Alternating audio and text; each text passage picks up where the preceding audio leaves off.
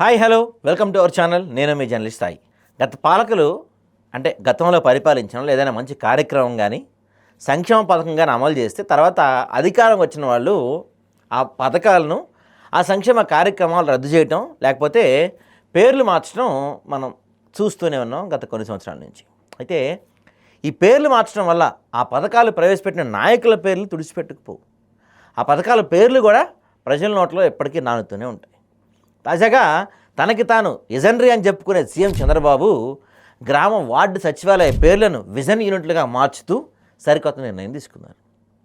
తాను 16 ఏళ్లకు పైగా సీఎంగా చేసిన గ్రామాల అభివృద్ధి, గ్రామ స్వరాజ్యం వంటి అంశాలపై పెద్దగా దృష్టి పెట్టని ఆయన ప్రజల వద్దకి అధికారులను పంపి వారి సమస్యలను గ్రామాలను తీర్చే వ్యవస్థను ఏర్పాటు చేసిన జగన్ పేరును మార్చి ప్రజలు మర్చిపోవాలనే ఉద్దేశంతో ఇలా చేశారేమో అనిపిస్తుంది. లేదా ఏదైనా విపత్తు వచ్చినప్పుడు అంటే ఏదైనా ప్రాబ్లం వచ్చినప్పుడు గ్రామ సచివాలయం ద్వారా మేము సమాచారం సేకరించి ప్రజలను రక్షించామని చెప్పడానికి ఆయన ఇబ్బంది పడుతున్నారేమో. అందుకే పౌరులకు మెరుగైన సేవలు అందించడానికి సచివాలయాలను విజన్ యూనిట్లుగా మార్చామని చెప్తున్నారు.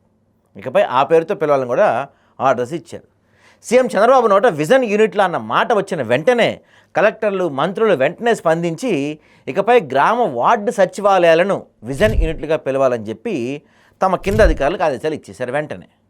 అయితే పేరు మార్చడాన్ని ప్రజలు కామెడీగా తీసుకుంటారనే భయం ఉన్నట్టుందేమో కానీ ఓ మంత్రి గారు మాత్రం తమ గ్రామంలో గ్రామ వార్డు సచివాలయ ఉద్యోగులను పట్టించుకోలేదు. వారికి సరైన పే స్కేల్ ఇవ్వాలని చెప్తూ జగన్పై తిట్ల పురాణం చెప్పాడు. మరి ఆ మంత్రి గారు కనీసం ఇప్పుడు పే స్కేల్ పెంచే నిర్ణయం తీసుకుంటే విజన్ యూనిట్ల ఉద్యోగులైనా సంతోషించేవారు కదా. అయినా సరే పేరు మార్చినంత మాత్రాన ప్రజల్లో జగన్ కట్టించిన సచివాలయాల నానుడి మాయమవుతుందా? ఉమ్మడి రాష్ట్రంలో నాటికి కొన్ని పథకాలకు ఇప్పటికీ అదే పేరుతో పిలుస్తున్నారు. ఉదాహరణకి వైఎస్ఆర్ ప్రవేశపెట్టిన ఉచిత విద్యుత్, ఫీజు రియంబర్స్మెంట్, ఆరోగ్యశ్రీ వంటి పథకాలకు 2 రాష్ట్రాలు ఇప్పటికీ అవే పేర్లు దాదాపుగా ఉన్నాయి.